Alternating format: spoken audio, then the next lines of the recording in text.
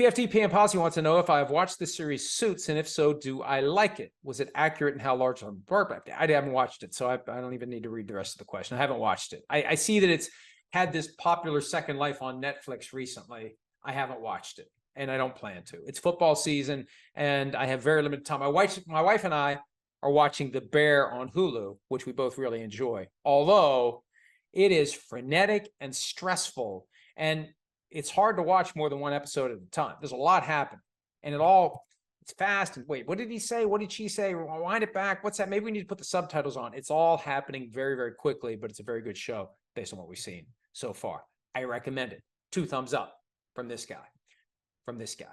Okay. PFT PM Posse, does the NFL ever use mic'd up player audio for fines to confirm what they saw was intentional? Does it ever make players hesitant to be mic'd up?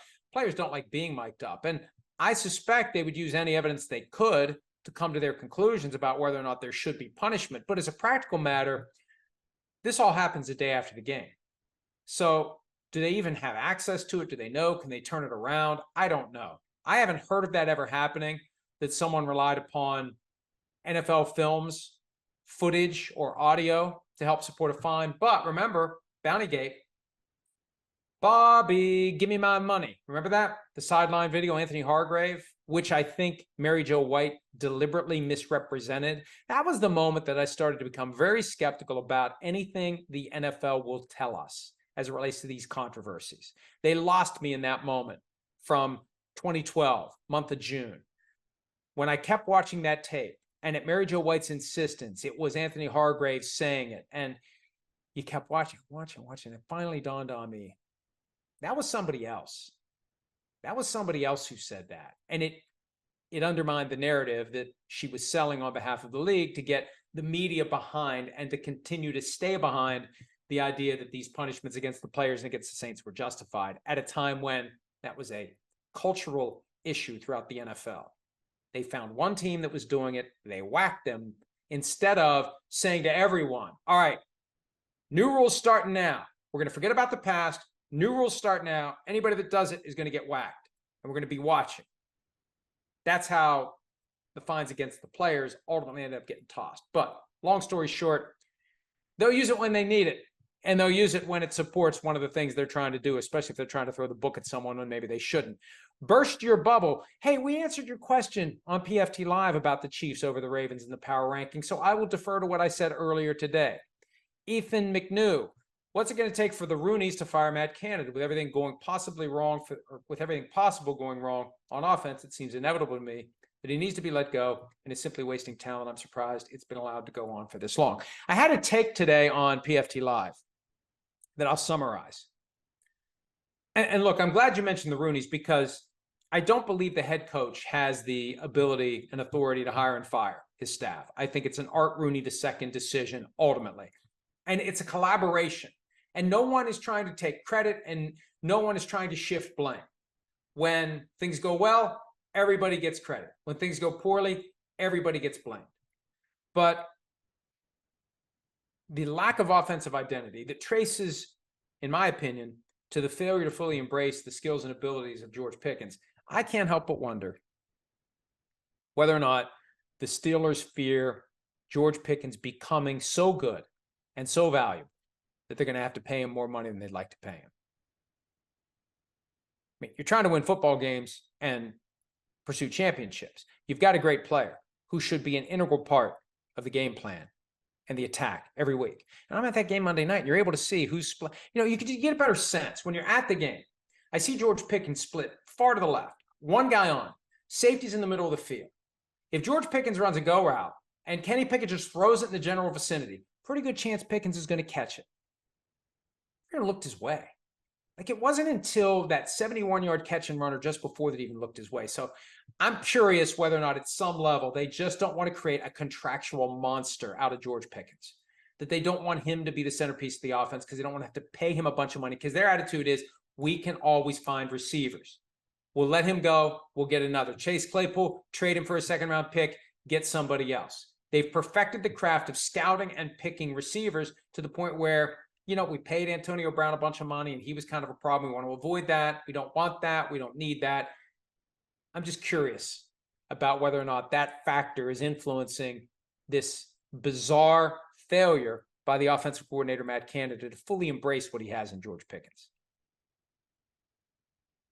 James M., a.k.a. at Dr. J144, there's so much talk about Justin Fields, but when does Matt Eberflus get on the hot seat? He's 3-16 as a head coach, and they seem to be going nowhere fast this season.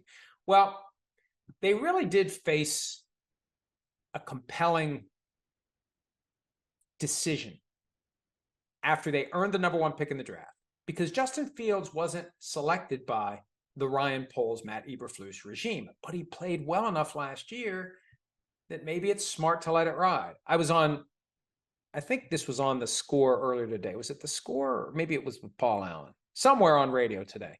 I was explaining that, Justin Fields is that scratch-off lottery ticket where 2 squares are the $1 million prize, and you still got to scratch the third square. And maybe not million, 500,000. And what do? Do you trade him and go with another unproven, completely unscratched lottery ticket at quarterback? Or do you just scratch that last square this year and hope that it works out? And if it doesn't, then you get a new quarterback. I think that's what they decided to do. They traded away the number one overall pick. They kept Justin Fields. They didn't take a quarterback, obviously. And I think that was smart. But now the challenge is, what can you get out of Justin Fields? And his comments from today to the media, kind of blaming the coaching. See, they're trying to coach him into something he isn't. They're trying to coach him into being more of a passer. He is one of the most dangerous running threats at the quarterback position we've ever seen. They're trying to take that out of him and make him into something he's not. He says he feels robotic. He just wants to go out and play. Now, it's better for his long-term career that he embrace more of a balance, because the legs are only going to take you so far. You need at some point to develop into a pocket passer, like Steve McNair and Steve Young did. Cam Newton just got to the point where he's done. He took too much of a beating early in his career and throughout his time with the Panthers. So you don't want to end up in that same boat. The Ravens are trying to do it with Lamar Jackson. Lamar Jackson's committed to it. So I don't know how this is going to go, but this is a critical year for Justin Fields. It feels like it's up or out for him in Chicago. Earn a second contract or you're going to be gone. And he's frustrated by the coaching that's trying to get him to go against his best skills and abilities, which includes roughly once per game, just taking off for a 60-yard touchdown. T-Fish, if the Commanders' offense plays too well, is there a chance Eric Bieniemy replaces Ron Rivera as head coach? That was something I threw out there to try to explain that awkward moment during camp where Ron Rivera felt compelled to share with the world that there were players who were concerned about Eric Bieniemy coaching them too hard. And that's when the light bulb first flickered that, if this offense performs really well and the Commanders are facing the prospect of losing Eric Bieniemy to another team, they might just say, time to move on from Ron Rivera and give the keys to Eric Bieniemy, like the Buccaneers did after Jameis Winston's first season. Lovie Smith out, Dirk Cutter bumped up because they were concerned Dirk Cutter was going to become the head coach somewhere else. Kind of an inside job. That's entirely possible. Now, not that Bieniemy would be directly involved in it. I don't think that Dirk Cutter was directly involved in it. And God forbid I made the mistake of asking him what he thought about the question that was being raised, because he still holds a grudge to me about that to this day. But the circumstances sure do suggest that the team decided, instead of losing this person who is getting the most out of our quarterback and having to start over with a new coordinator, let's just make him the head coach. So I think it's possible, depending upon how well the Commanders do this year on offense. And if their offense is really good and the team struggles, it makes it easier to just say Eric Bieniemy is the new head coach of the team. Pats Nation, thoughts on the city of Jacksonville being strongly against the new stadium proposal? Could we hear Jags to London or another city? Rumors to that effect starting in full force soon. Here's the reality. In most, if not all, NFL cities, if you put any stadium measure out to a vote, the vote is going to come back, we don't want the money that is otherwise the possession of the taxpayers to be used to build a stadium for the local billionaire who is already making millions and millions and millions and millions off of playing the games there. He or she can pay for it themselves. That's why for these things to work, what happens is they find a way to circumvent the electorate and the politicians who have already been elected and face accountability in theory at the ballot box. But how many times has there been a push to have people removed from office because, God forbid, they use public money to help build or renovate a stadium? That's the way it works. If it's ever on the ballot, you're going to lose. So it doesn't surprise me that the Jacksonville poll of people who aren't necessarily football fans would overwhelmingly be against giving $1 billion to the effort to renovate the stadium there, and much more in favor of just selling the stadium to the Jaguars and then letting Shad Khan, the owner of the team, pay for his own renovations. But I was surprised, but not surprised, to see that 47% of the people who responded to the poll said they don't want to spend $1 billion to renovate the stadium, even if it means losing the team. So unless they can come up with a way to do an end around beyond the ballot box with the politicians to get that money, they already have a stadium in London where they play one home game per year. At Burn Unit, why doesn't the league office do anything about the Rams pumping artificial crowd noise into SoFi? It is undeniable with undisputed evidence at this point. I don't know anything about that. But if it's happening, we've seen teams get punished for it in the past. Tom Marshall, also known as A Red Zona UK, can the Cardinals do anything to move on from Kyler Murray during their tanking season? It would have to be after the season. There would be some significant cap consequences, but I think that's part of what they're looking at. If they earn the opportunity to bring in a Caleb Williams, they very possibly might do to Kyler Murray what they did to Josh Rosen. And they did to Rosen after only 1 year. It's possible.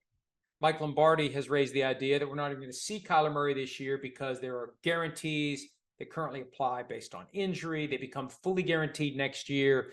It's a multiple $1 million figure. And we'll see if Kyler Murray plays. But hey, look, no team is going to go out and try to lose. They've played hard in both games. They could be 2-0. The question is whether or not the 2023 edition of the Cardinals are necessarily operating with one hand tied behind their back because they just aren't as good as they could be. They slapped together the quarterback position on the fly to start the season. But they have been competitive. Oh, boy, there's a bunch of questions today. Let me get a couple more. At Tyler Herger. Why does the NFL not have a Tuesday night game instead of simultaneous Monday night games? Could flip TNFs from Thursday to Tuesday to give teams and players an extra day of rest, assuming their next game is on Sunday. Well, Thursday night football is not going anywhere. I think it's just a matter of time before they start scheduling games on Tuesday and Wednesday night, because you take a game out of the cluster of 1 o'clock Eastern games and you drop it into a primetime slot that's currently vacated. You get 20 million viewers, you make more money. It's a more valuable property that the NFL can sell. I think it's on the radar screen because we saw during the pandemic that they can do it. So I don't like the simultaneous Monday night games, and I really don't like this. And we talked about this on PFT Live. If I'm going to watch Saints-Panthers, I don't need to see what's going on Steelers-Browns. I don't need a split screen on ESPN. I got the technology. Everyone has it now. It used to be a big deal. I remember the first time I got a TV some 20 years ago where you could do a split screen and watch two things. Oh, that was fancy. And you could move it around. You could do the big screen with the little screen in the box and put it wherever you want. Nobody needs to have that pumped in anymore by the provider of the content. We can put up two screens if we want to watch both games. And what about somebody that prefers to watch all of both games, not know what happened, not want spoilers? So I'm, watching one of the games and they're showing me the last 30 seconds of the other game, and I want to watch all of it. I want to watch all of it. I want to go in fresh, like Frank Costanza into Firestorm. I want to go in fresh. I just don't like it. I tuned in to Saints Panthers, not Browns Steelers, or I tuned into Browns Steelers, not Saints Panther. I don't understand why they're doing it, other than to just slap the total viewership together and pump their chest about how many millions of people watch Monday Night Football when it was a 5-hour ordeal instead of 3. Not that it's an ordeal, but you get what I mean. Hey, Red Zona UK, after your experience with the Wi-Fi on Monday, is it clear the NFL's focus on gambling is toward those viewing at home? Absolutely. Absolutely. Look, the experience on Monday night was awesome. Everyone we encountered connected to Acrisure Stadium was friendly and helpful. I didn't see any fans that were acting up. None of the handful of unruly fans that may have impaired the experiences of others at other games. I'm sure it happened. I mean, look, it's a night game. People were overserved. As we were getting back to the car, there were a couple puddles of stuff that you didn't want to step in that we had to navigate. But I thought it was a great experience. And it made me long for the ability to attend more games as a fan, which I know isn't going to happen as long as I'm doing this job. But I was surprised that the Wi-Fi got overwhelmed by the 67,000 in attendance, and the cellular network got overwhelmed.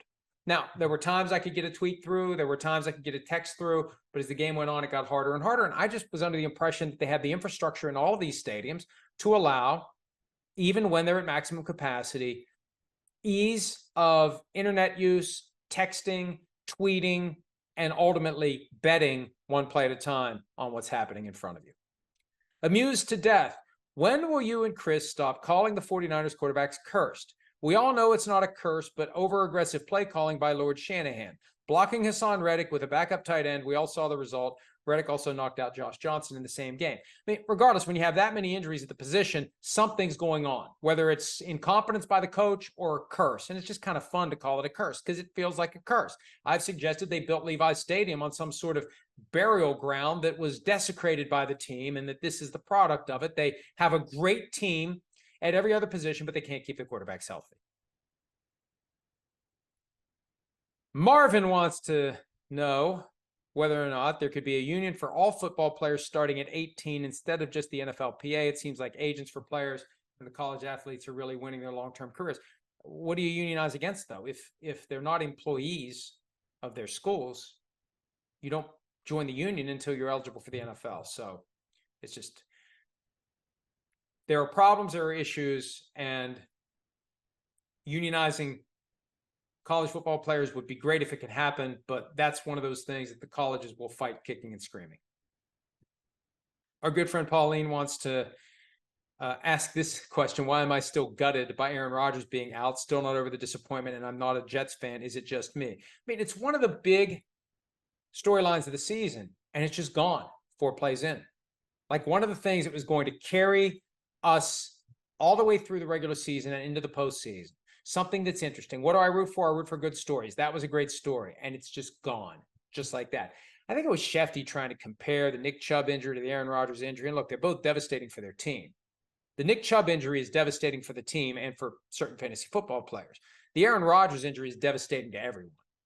Great quarterback, one of his final years, New York, Hard Knocks, all the hype, all the attention. That was a major blow to the 2023 season. I think that's it for today. Almost a full hour. Okay. The plan continues to be every Wednesday, 1 o'clock Eastern, until I don't do it. And maybe, depending upon what happens on the Thursday night game, or if there's other news going into the weekend, and we don't get a chance to cover all of it during PFT Live, maybe, I'm not committing to anything yet, but maybe we'll have an end of week edition from time to time. Maybe. Definitely on Wednesday. Thanks for your questions. Thanks for your time. Check us out around the clock at profootballtalk.com, and we'll see you tomorrow morning at 7 a.m. Eastern for an all-new edition of PFT Live. Have a great day. Hi, it's Mike Florio. Thanks for watching PFT on YouTube. Hit subscribe for the latest news and analysis from Pro Football Talk.